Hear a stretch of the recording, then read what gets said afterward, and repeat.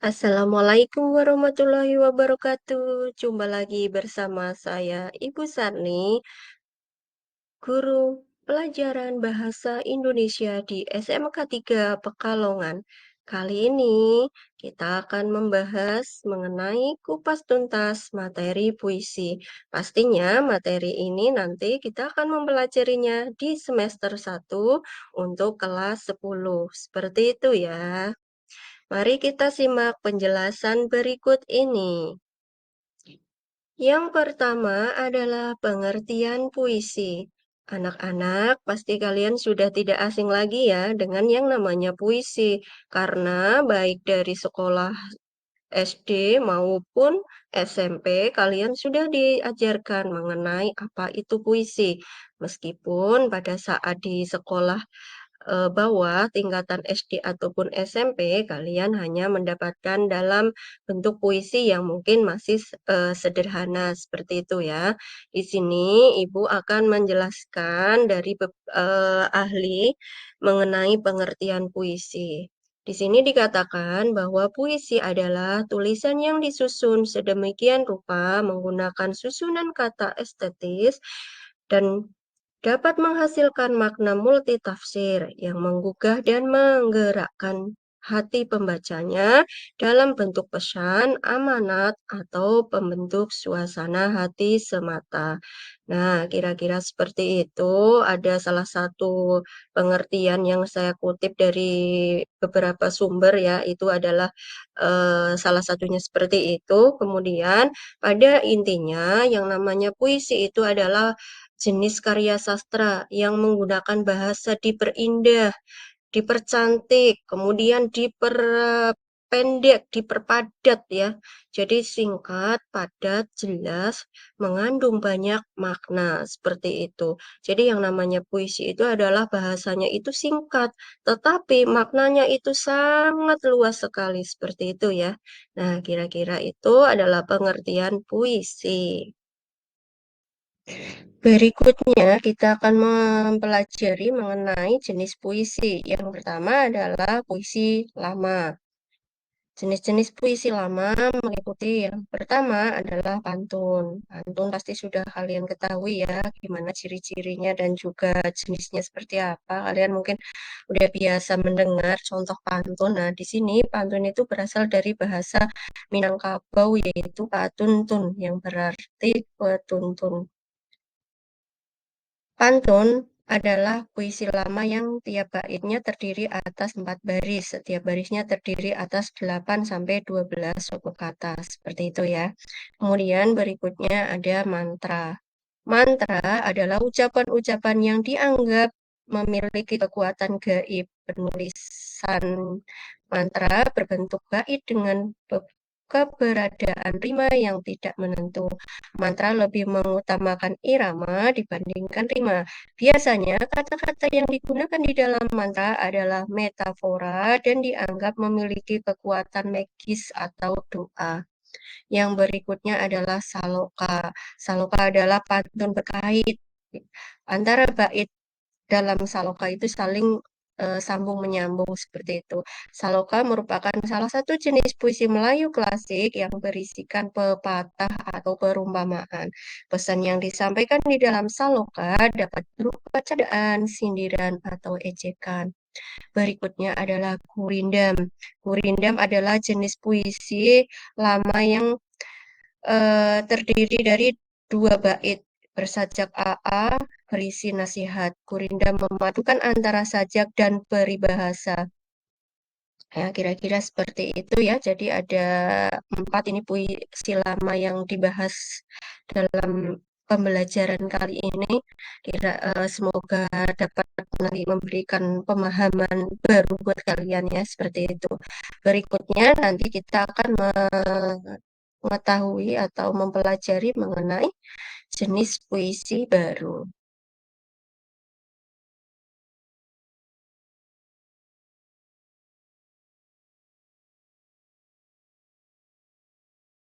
Baik, kita lanjutkan ya. Puisi baru yaitu jenisnya meliputi yang pertama ada balada. Balada adalah puisi berisi kisah atau cerita. Balada ini terdiri atas 3 bait, masing-masing terdiri dari 8 lirik dengan skema rima A, B, A, B, B, C, C, B. Skema rima berubah menjadi A, B, A, B, B, C, B, C. Larik terakhir dalam bait pertama digunakan sebagai referen dalam bait-bait berikutnya. Nah, berikutnya jenis puisi baru yaitu himne.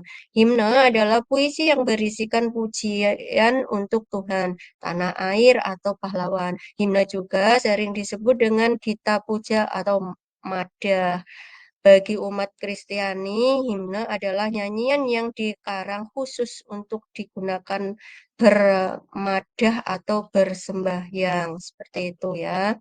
Kemudian di sini ada ode. Ode adalah puisi sanjungan untuk orang yang berjasa, nada dan gaya yang sangat resmi, bernada anggun, membahas sesuatu yang mulia dan bersifat menyanjung baik terhadap pribadi tertentu atau peristiwa umum. Nah, itu kira-kira tadi jenis puisi lama dan puisi baru.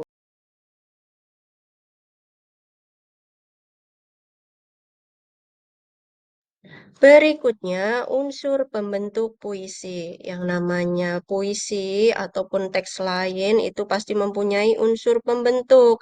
Nah, di sini puisi juga mempunyai unsur pembentuknya, yaitu unsur fisik dan unsur batin. Unsur fisik meliputi diksi, rima, tipografi, imaji, kata konkret, dan gaya bahasa. Nah, yang berikutnya adalah unsur batin, meliputi tema, perasaan, nada, amanat, seperti itu.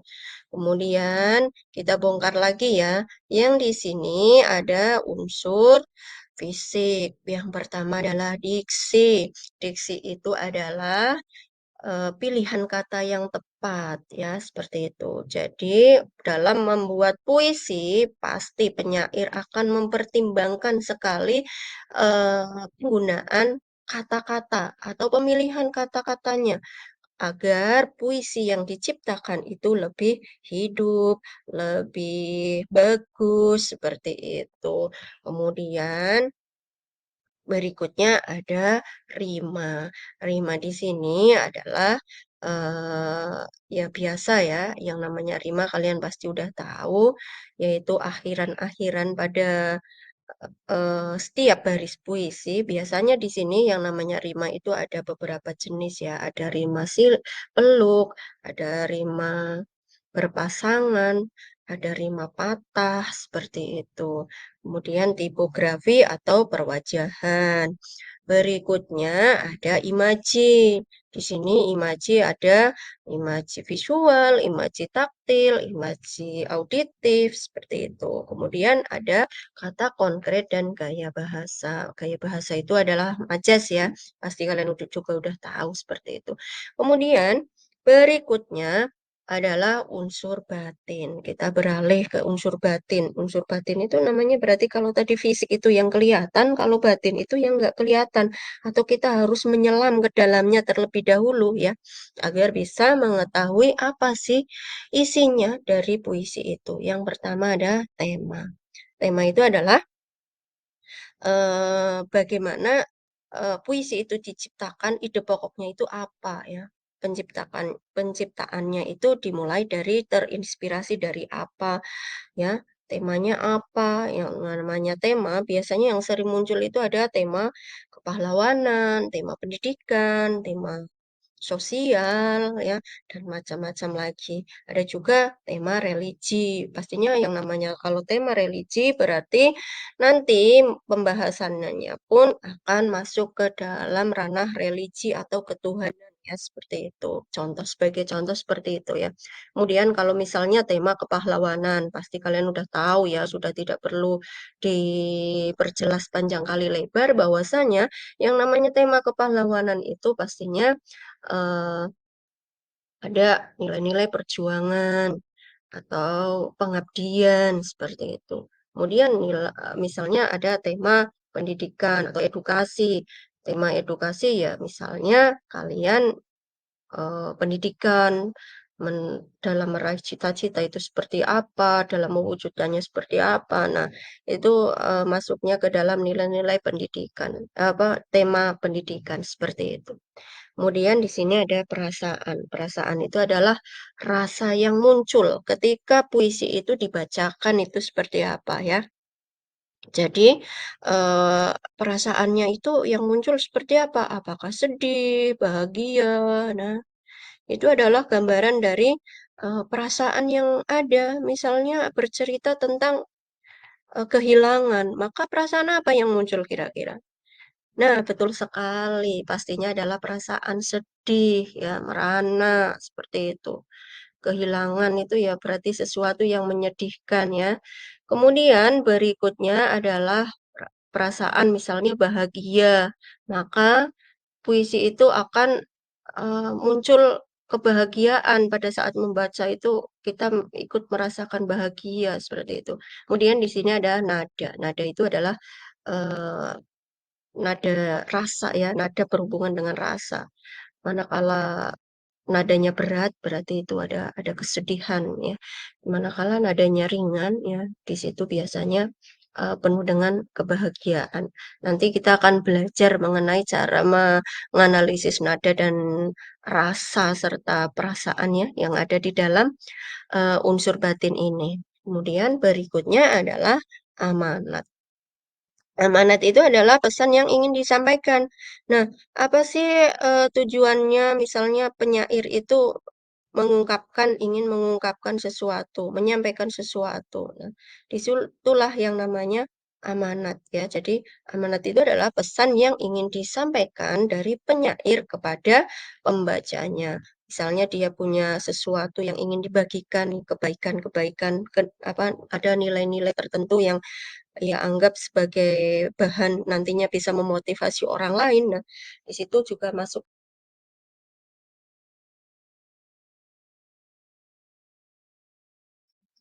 Nah, tadi sudah disinggung sedikit mengenai pengertian dari diksi ya. Tadi ada di unsur fisik puisi, salah satunya adalah diksi.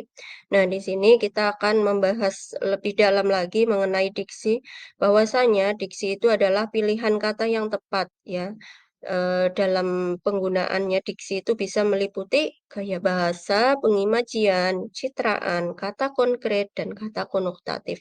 Sehingga puisi yang diciptakan itu memiliki efek yang diinginkan. Nah, jadi dalam membuat puisi, karena puisi itu kan bahasanya adalah dipersingkat, diperpadat, namun indah dan syarat dengan makna. Maka kalau tidak menggunakan diksi yang tepat atau pilihannya kurang tepat, maka maknanya itu kurang sesuai. Nah, disinilah perlunya yang namanya, diksi dalam puisi, seperti itu. Nah, pada saat membuat puisi, seorang penyair itu harus benar-benar, eee, mengungkapkan sesuatu dengan penuh pertimbangan. Misalnya, pada kata misalnya mau mengungkapkan, "Hari ini panas sekali." Tidak mungkin seorang penyair hanya secara lugas menjelaskan, "Oh, hari ini cuaca panas, sehingga aku ingin minum." Nah, itu namanya belum masuk ke dalam kriteria diksi yang tepat. Ya, jadi misalnya bisa diganti dengan, "Terik mentari sangat membakar, sehingga dahagaku menyerang." Nah, misalnya seperti itu. Jadi itu adalah contoh penggunaan diksi ya, pilihan kata yang, lebih mempunyai arti, lebih ya mempunyai, makna mendalam. Misalnya tadi kan yang pertama hanya mengungkapkan hari ini panas sekali, itu udah biasa. Tapi kalau misalnya ada kata, hari ini teriknya sangat membakar. Nah, itu kan pembaca akan terbawa ke imajinasi, membayangkan betapa panasnya kondisi siang hari itu. Nah, itulah yang namanya, imaji ya, kok imaji, pemilihan kata atau diksi ya. Diksinya ya, salah satunya tadi bisa dengan pengimajian, majas, kata konkret, kata konotatif, seperti itu. Kita lanjutkan kembali, di sini ada gaya bahasa atau majas. Di dalam puisi pasti ya sudah tidak asing lagi yang namanya gaya bahasa atau majas. Biasanya itu sangat banyak yang namanya gaya bahasa atau majas itu macamnya bermacam-macam sekali. Tapi di sini Ibu akan khusus membahas mengenai gaya bahasa atau majas yang sering muncul, yaitu salah satunya adalah personifikasi, hiperbola, simile, dan repetisi. Nah, apa itu sih personifikasi, hiperbola, simile, dan repetisi? Nanti kita akan bahas setelah ini ya, lebih mendalam lagi, baik dari pengertiannya maupun dari contoh-contohnya. Kira-kira seperti itu ya. Kita lanjutkan mengenai pengertian dan contoh majas. Di sini sebenarnya masih banyak sekali ya majas-majasnya. Namun di sini Bu Sarni hanya mau menjelaskan ada 4 majas yang sering kali muncul di dalam puisi. Jadi nanti paling tidaknya ini bisa digunakan untuk referensi pada saat kalian mau menganalisis puisi. Nah, majasnya apa saja? Biasanya yang paling sering muncul yaitu pertama adalah majas personifikasi. Udah ada yang tahu belum nih? Majas personifikasi itu apa?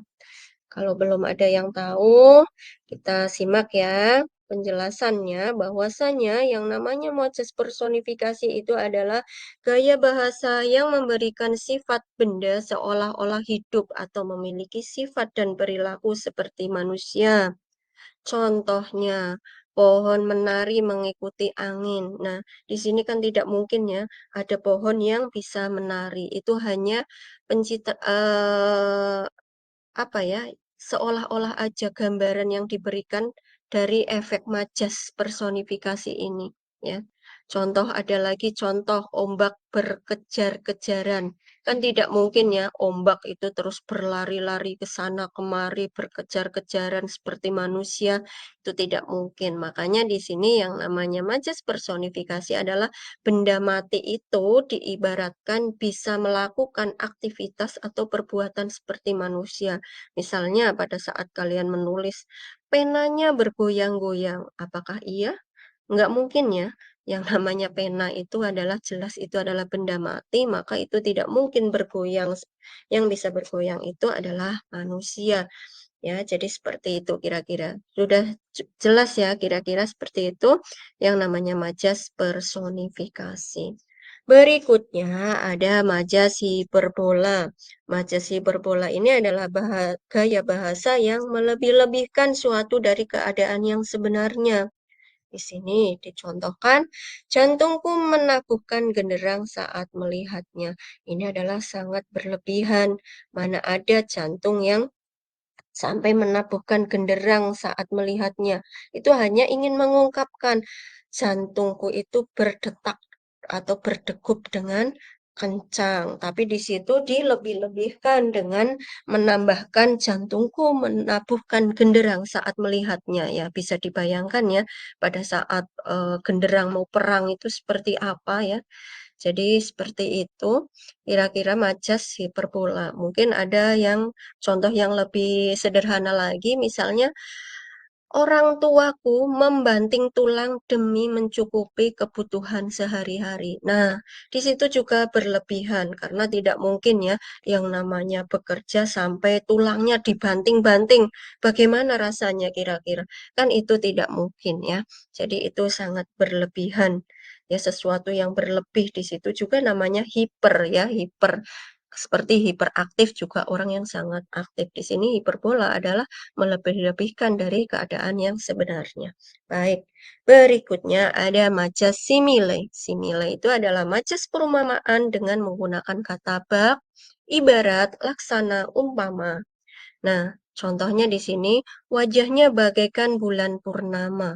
Nah, mana ada sih ya manusia mempunyai wajah seperti bulan purnama yang sangat terang kayak gitu kan nggak mungkin. Ini hanya untuk mengungkapkan bahwasanya wajahnya sangat cantik seperti itu. Atau laksana, laksana ya, umpama ya seperti ibarat ya.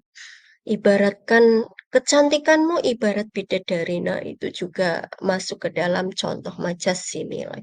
Berikutnya ada majas repetisi. Di sini adalah majas yang paling mudah ditengarai karena di sini repetisi adalah pengulangan kata yang sama. Di sini ada eh, tanpa hadirnya cinta, tanpa hadirnya kasih sayang, tanpa hadirnya kau yang selalu dinanti. Di sini ada pengulangan kata tanpa, tanpa, tanpa. Seperti itu ya. Jadi jelas ya, yang namanya majas di sini yang sering muncul ada personifikasi, hiperbola, simile, dan repetisi. Demikian ya. Kita lanjutkan ke pembahasan lainnya. Berikutnya, pengimajian atau citraan. Imaji dalam puisi, yaitu tadi sudah sempat disinggung bahwasannya pengimajian itu adalah merupakan gambaran atau citraan objek dalam sebuah puisi, di mana objek itu seolah-olah bisa kita rasakan, bisa kita dengar, bisa kita lihat ya. Jadi menggunakan indera-indera tertentu ya. Jadi seolah-olah mengajak misalnya puisi itu menggambarkan sesuatu yang dapat dilihat, maka itu masuknya ke majas eh, visual.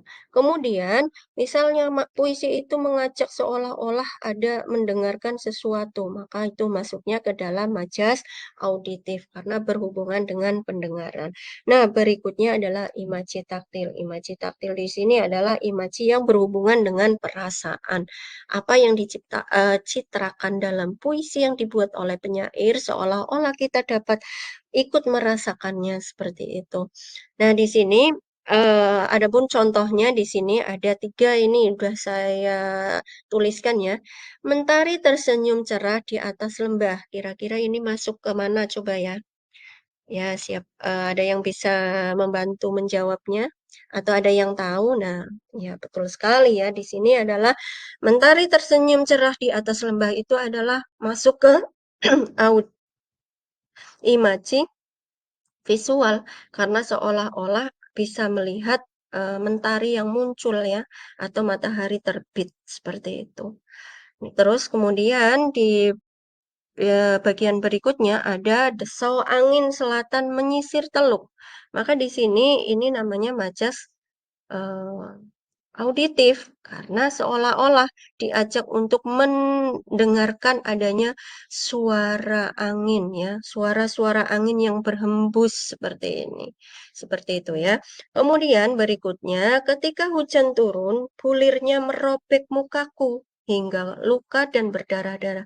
Di sini imaji yang muncul adalah imaji taktilnya. Kenapa? Karena di situ seolah-olah tetesan air hujan itu sangat keras sehingga pada saat kita membayangkan menengadahkan wajah kita ke langit maka itu akan terkejatuhan tetesan air hujan yang sangat kencang ya sehingga ini di sini ada bulirnya merobek mukaku. Nah, jadi tetesannya itu teramat kencang bisa ikut kita merasakan, oh ternyata sebegitu kuatnya guyuran air hujan sehingga sampai bisa merobek mukaku, sampai terasa perih ya. Kalau yang namanya merobek ya, wajah dirobek kira-kira apa yang dirasakan pastinya adalah ikut merasakan perihnya terguyur air hujan hingga luka dan berdarah-darah. Nah, ini juga dijelaskan kembali sampai bahkan bulir-bulir air hujan itu berjatuhan mengenai wajah kemudian sampai berdarah-darah. Jadi seolah-olah bisa membayangkan betapa dahsyatnya tetesan air hujan, ya, apa guyuran air hujan saat itu ya. Eh, Pengimajiannya seperti itu. Nah, jadi kira-kira seperti itu ya. Imaji itu ada imaji visual yang seolah-olah pendengar diajak untuk melihat. Kemudian imaji auditif, seolah-olah pendengar diajak untuk mendengarkan. Kemudian auditif itu kan audio ya, audio visual seperti itu. Audio maksudnya di sini audio berarti eh, berhubungan dengan indera pendengaran. Kemudian ada Imaji taktil. Imaji taktil di situ adalah imaji yang berhubungan dengan perasaan. Jadi seolah-olah apa yang dicitrakan itu kita dapat ikut merasakannya seperti itu ya. Sudah cukup jelas ya kira-kira dari penjelasan saya tadi ya. Nanti kita lanjutkan ke selanjutnya mengenai kata konkret dan kata konotatif. Pembahasan selanjutnya yaitu kata konkret dan kata konotatif. Kata konkret adalah kata yang rujukannya lebih mudah ditangkap oleh indera dan makna yang sesuai dengan konteks puisinya. Makna konkret dalam puisi mampu mempertegas maksud kata yang diungkapkan. Contoh, di antara gudang-gudang tua pada cerita tiang serta temali. Kata gudang-gudang dan rumah tua mewakili keadaan yang sepi, tidak ada keramaian. Nah, dari situ kalian sudah bisa membayangkan ya, bahwasannya kata konkret itu adalah kata-kata yang rujukannya itu lebih mudah ditangkap oleh indera seperti itu. Kemudian berikutnya adalah makna konotatif.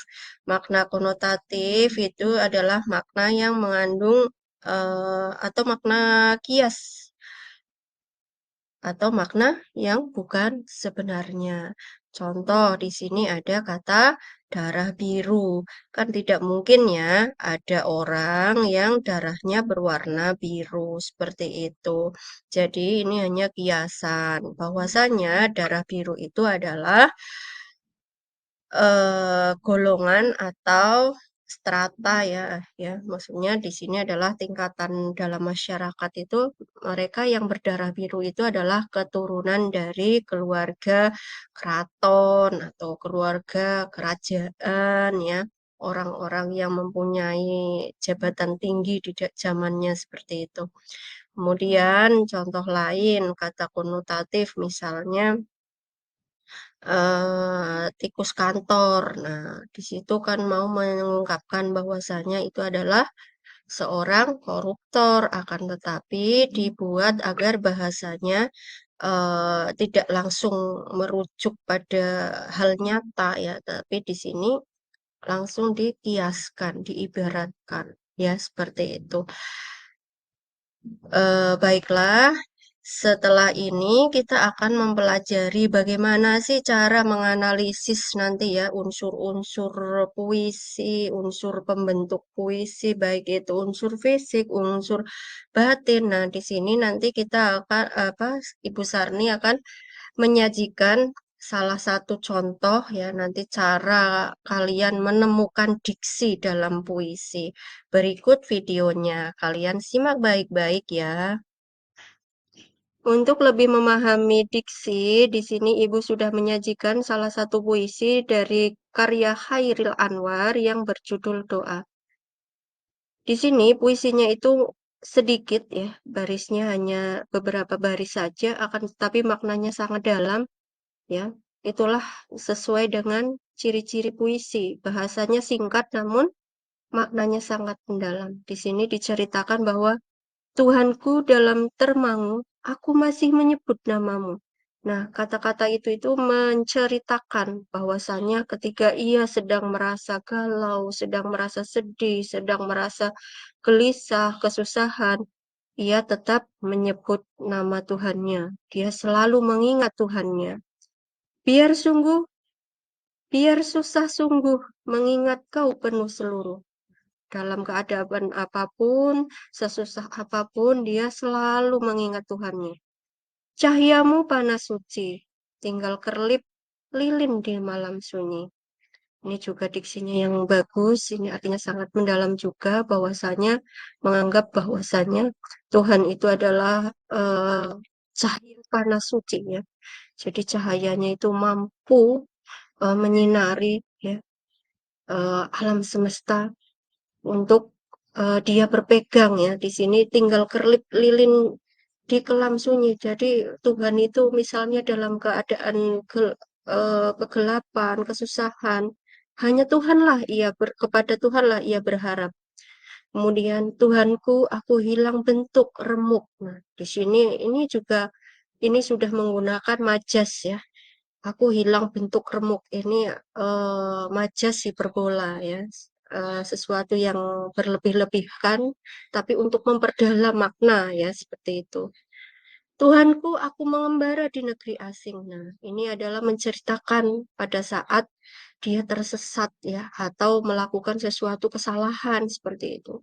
Di pintumu, Tuhanku, di pintumu aku bisa mengetuk. Aku tidak bisa berpaling. Dan akhirnya dia ingin kembali kepada Tuhannya. Dia ingin selalu berada dengan jalan Tuhannya seperti itu. Nah, di sini pada kata-kata Tuhanku, Tuhanku, Tuhanku, ini juga termasuk dalam majas repetisi.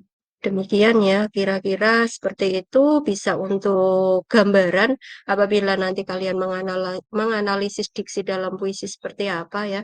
Jadi kata-kata yang sulit, kata-kata yang ini sih artinya apa. Nah, itu malah justru itulah yang keistimewaan dari puisi.